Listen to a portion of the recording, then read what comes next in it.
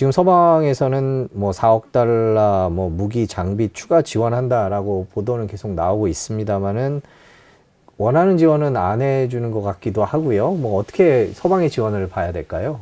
지금 지원에서도 제일 큰 문제는 러시아도 우크라이나 전쟁 정도의 저항이 오면은 안 되더라라는 것이고, 지금 미국과 나토가 첨단 무기가 문제가 아니라 탄약이 없어요.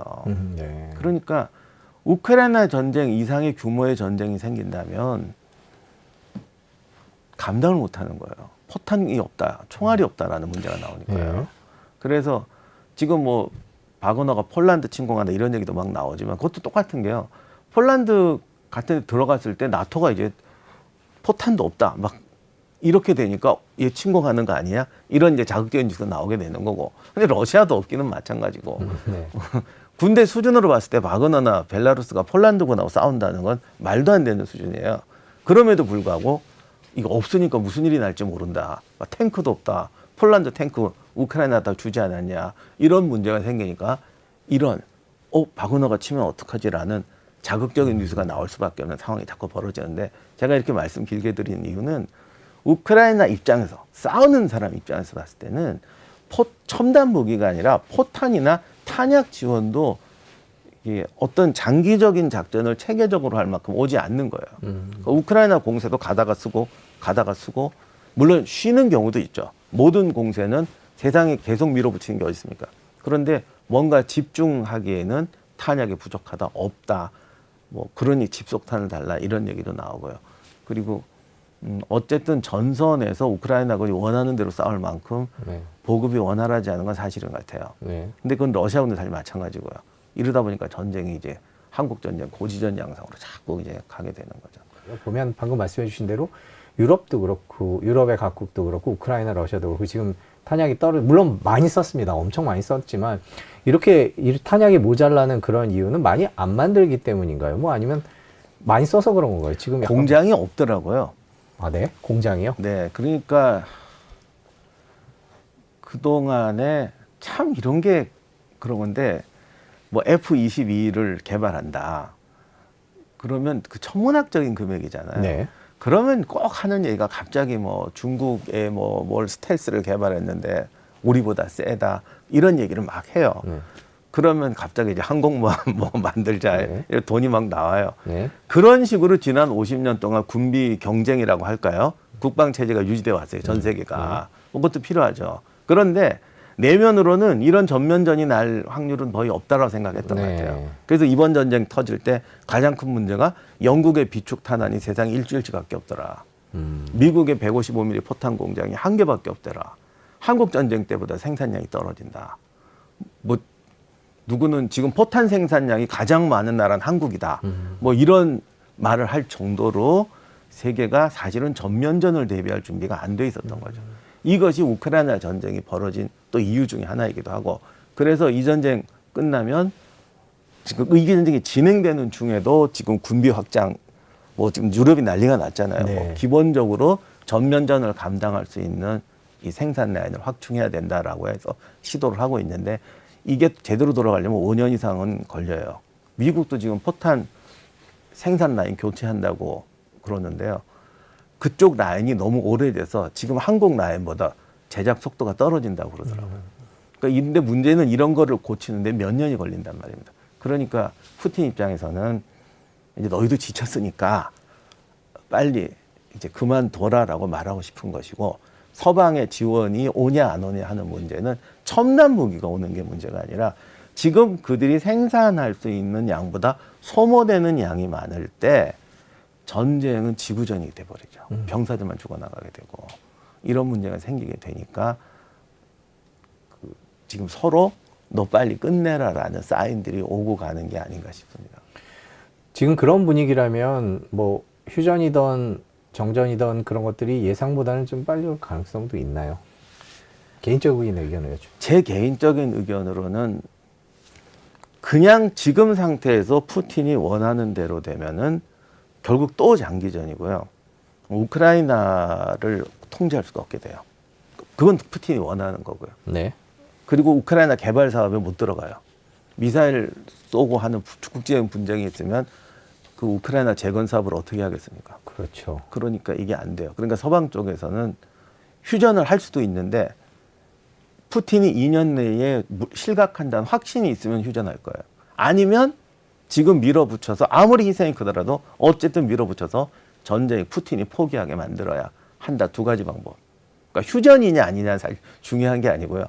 1년이냐 2년이냐. 과정이 휴전 후 실각이냐 지금 포기냐 포기고 실각이냐를 추구하는 것 같습니다. 탄약이 부족하니까 뭔가 결정적인 한 방을 우크라이나는 원하는 것 같아요. 장거리 미사일 달라는 얘기를 하고 있는데 미국은 주지 않겠다 이렇게 얘기를 하고 있습니다. 미국 입장에서는 그걸 줄 수 없는 이유를 어떻게 설명하고 있나요? 처음에 그거 달라고 할 때는 후방 보급기지 같은 거 끊어가지고 특히 크림 같은 경우는 정말 거기는 끊어지면 위험해요. 네. 그러니까 그런 곳을 노리겠다. 특히 제공권이 없으니까 그 보급로가 길거나 약점인 지역을 미사일로 공격해서 보급을 공격하고 제공권이 약한 우크라이나를 진격해서 어떤 거점이라든가 어떤 가시적인 승리를 거두겠다는 게 우크라이나의 목적이었던 것 같은데요.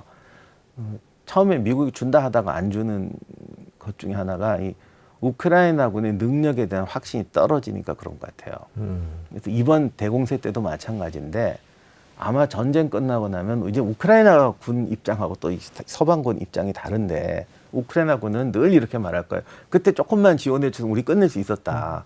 근데 이쪽에서는 지원해줬어도 못 끝냈을 걸 이제 이 차이가 지금 벌어지고 있고 네. 이렇게 되니까 우크라이나군도 좀 무리한 공세를 하는 게 가능성을 보여줘야 이게 오니까요. 그것 때문에 무리한 공세를 하게 되는데 역시 제공권 문제가 있으니까 자꾸 이걸 달라고 하는데 준다고 하다가 안 준다는 이유 중에 하나가 어저께부터 우크라이나군이 민간 지역 공습을 시작했어요. 러시아 지역에. 근데 이게 제가 볼 때는 우크라이나군도 힘든다는 증거예요. 왜냐하면 전쟁을 끝낸 두 가지가 있어요. 상대방의 직접적인 전투력을 끊어버리는 거고 하나는 국민들의 사기를 저하시켜서 그들이 포기하게 하는 거예요. 그리고 전쟁을 그만두자는 여론이 강해지게 하는 거죠. 요 목적을 달성하는 데는 여러 가지 방법이 있는데 지난 역사 동안 계속 하면 안 되고 효과가 없고 잔인하게만 하다고 검증된 게 민간 지역 폭격하는 거예요. 근데 러시아가 우크라이나에 참 무모할 정도로 미사일을 낭비하면서 민간인들을 살해를 했습니다. 왜 그러냐고 비난이 많지만 러시아 입장에서는 우크라이나가 전쟁을 빨리 포기하고 반전 여론을 올라오게 하기 위해서는 이 수법을 써야 된다고 생각하게 되는 거죠. 근데 정말 희한한 게 1차 대전 때부터 월남전까지 이 방법이 소용이 없어요. 민간인을 죽인다고 절대로 전투 의지가 사라지지 않습니다. 아는데도 써요. 네. 우리가 전쟁 끝날 때마다 그 왜 도시 폭격 이런 얘기 네. 하면서 그렇게 비난하고 이제는 안 할 거라고. 그래서 이번 우크라이나 전쟁 때는 정말 안 할 거라고 생각했잖아요. 근데 하잖아요. 그나마 우크라이나는 능력이 없어서 못했든 어쨌든 안 하고 있었는데 최근에 하기 시작했어요. 우크라이나도 비합리적인 방법을 통해서 합리적인 결과를 얻으려는 유혹에 빠져드는 거죠. 이거는 전쟁만 벌어지면 끊임없이 빠져드는 유혹인데 우크라이나군이 굳이 능력도 없으면서 그런 걸 한다는 거는 이 합리적인 수단으로 빨리 종전시킬 좀 이런 그 자신감이 좀 사라지니까 저렇게 하는 게 아닌가 싶은 생각이 드는데 미국이 에이태컴스를 안 주는 게 줬다가 그들 말대로 합리적인 목표에 쓰는 게 아니라 저렇게 쓰기 시작하면 이게 네. 전쟁이 감당할 수 없게 된다. 그리고 지금 우크라이나가 도덕적 명분을 잃어버리면 서방 국가들의 지원도 굉장히 힘들어져요. 그러나 이거는 주변에서 보는 사람 입장이고 전쟁을 하는 당사자들은 끊임없이 그 유혹에 빠져든다는 거죠. 우리가 민간 폭격, 도시 폭격 이야기를 다시 해보자면 지난 반세기 동안 좀 전쟁이 없으면서 제가 전쟁사 강의할 때마다 수많은 사람들이 도시 폭격 얘기 왜 안 하느냐, 왜 그 민간인 학살 얘기를 왜 안 하느냐 이런 얘기를 자꾸 하시는데 제가 민간인 학살 얘기를 안 하는 게 아니라 제가 가진 포인트는 뭐냐면 그거를 감정적으로 비난하는 것보다 더 중요한 게 이게 효과가 없는데도 한다 이거예요. 그러면 그걸 아는 우리들은 이제 안 할 것이냐. 이번 우크라이나 전쟁이 한다는 걸 보여줬어요. 그리고 우크라이나도 이제는 하려고 하는 징조를 보여줬어요. 이게 물론 또 서방 세계와 또 복잡한 관계 때문에 어떤 쇼일 수도 있겠지만 우리가 지금 나오는 거로 봐서 그렇거든요. 그래서 전쟁이 진짜 수렁으로 가장 긴 수렁으로 가는 그런 단계에 있기 때문에 제가 볼 때 에이탕크스를 안 주는 게 그것 때문에 준다 하다가 안 준다고 하는 것 같습니다. 네, 그렇군요. 우크라이나가 또 그런 모습을 보이고 있고 반면에 러시아도 좀 많이 지친 것 같아요. 최근에 러시아 국방장관이 북한 와서 탄약 달라고 한 거 아니냐라는 보도도 있었습니다. 러시아도 많이 지치고 힘든 상황인 거는 맞는 거겠죠? 네. 아까 말씀드렸지만 나토 지역에 갑자기 이상한 폭격하기 시작하고 네. 아프리카 정상들 모아놓고 우린 휴전하려고 그러는데 쟤들 때문에 못한다고 말하는 거 보면 푸틴, 러시아도 지금 이제 힘든 것 같아요. 그 최근에 그 재건 사업 얘기도 많이 나옵니다. 보통 이제 전쟁이 막바지에 이르렀다라는 얘기가 나오면 이제 재건과 관련된 얘기를 많이 합니다. 젤렌스키 대통령도 스스로 하고 있고요. 뭐 이제 그런 거랑 관계가 좀 있을까요? 막바지에 이르렀다라는 기대는. 이제 전쟁이 끝나면 어차피 재건 사업은 벌어지겠죠. 근데 지금 젤렌스키만 갖고 얘기하면 우크라이나는 모든 사람에게도 지원을 받아야 될 단계예요. 이단 그리고 모든 사람 국가가 지원하면서 경제적 부담을 안고 있습니다. 여기서 우크라이나가 던질 수 있는 미끼는 우리가 이긴다는 것 플러스 재건 사업에 당신이 참여해 주셔. 그래서 가능한 모든 사람을 자기 편으로 만들어 놓는 거죠. 그런데 이제 막상 재건 사업에 들어갔을 때 재정적 한계도 있고 경제적 한계도 있지 않겠습니까? 우크라이나가 자기 돈으로 지금 재건할 사업은 못 하잖아요. 어차피 미래의 빚이라든가 이런 걸 놓고 하는 거거든요. 네. 그렇게 되면 세상 모든 나라가 다 들어갈 수 있을까? 아니라고 봐요. 미국 자본이 엄청 들어갔으면 결국 미국 기업이나 관련 나라의 혜택에 그렇겠죠. 가겠죠. 근데 젤렌스키는 지금 그런 말 안 할 거예요. 그러니까 모두 참여해 주십시오라고 얘기하겠죠. 근데 막상 시장이 결정되면 그런 문제가 생기는데 한국 같은 경우는 전쟁에 지원도 했지만 직접적인 지원은 안 하고 있거든요. 이런 것들이 나중에 이제 걸림돌로 작용하긴 할 겁니다. 그런데 우리가 역사를 보면 힘센 나라들은 좀 뻔뻔하게 행동해도 되는 경우가 많잖아요. 이제는 한국도 힘센 나라가 돼버렸습니다. 그래서 사실 직접적인 지원은 많이 안 했지만 차기에 한국도 이젠 강대국이기 때문에 이번 전쟁을 봐서 또 전쟁이 난다고 했을 때 다음번에는 한국이 좀 더 큰 지원을 해준다면 전황을 바꿀 만큼 굉장히 효과가 있을 것이다. 그렇게 본다면 우리가 좀 얌체같이 지원을 안 해줬어도 우크라이나가 큰 손을 내밀 수 있는 가능성은 또 갖고 있다고 봐요. 그래서 우리 한국이라는 입장에서 보면은 우크라이나 재건 사업은 우리가 투자한 것보다는 많은 걸 얻을 수 있는 하나의 케이스가 될 수 있을 것 같습니다. 다만 지금 우리 국민적 정서나 국가 정책을 결정할 때 국민적 정서가 제가 늘 그런 말을 하는데 도대체 우리는 지금 식민지냐, 약소국이냐, 강대국이냐, 우리의 포지션이 뭐냐는 거예요. 국민 정서가 왔다 갔다 해요. 강대국의 마인드도 아니고 약소국의 마인드도 아니고 오락가락 한다는 거죠. 이게 다른 나라에서는 굉장히 안 좋게 보여줄 수 있습니다.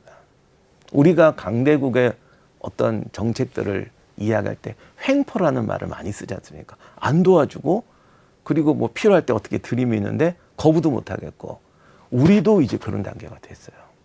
도덕적으로 올바른 행동은 아닌데 국제 정세가 도덕적으로 살 수가 없잖아요, 지금. 그렇다고 봤을 때 우리의 포지션이라는 게 강국이냐, 약소국이냐, 그리고 중립해서 떡을 얻을 수 있는 것이냐, 차라리 도와줘서 아니면 편을 정해서 이쪽에서도 얻어내고 저쪽에서도 얻어내는 게 더 좋은 방법이냐, 이런 것도 우리가 한번 골고루 생각해 봐야 됩니다.